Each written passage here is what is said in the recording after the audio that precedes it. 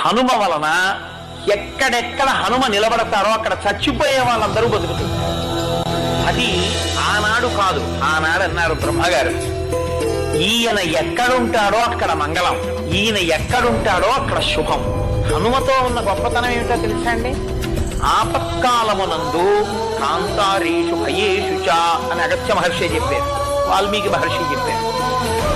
భయం వేసినప్పుడు చేతిలో చీపురు పుల్ల కూడా లేకపోతే వేలుతో హనుమ అని రాసి అక్కడ నిలబడి హనుమని నమ్మి స్తోత్రం చేసేరని ఉన్నారు పెద్దలు. ఎంతో మంది ఉన్నారు ఆయన చేత రక్షణ పొందిన.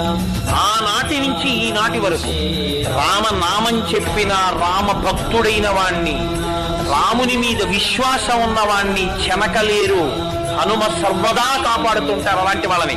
వాళ్ళ జోలికిడితే ప్రమాదాలు వస్తాయి.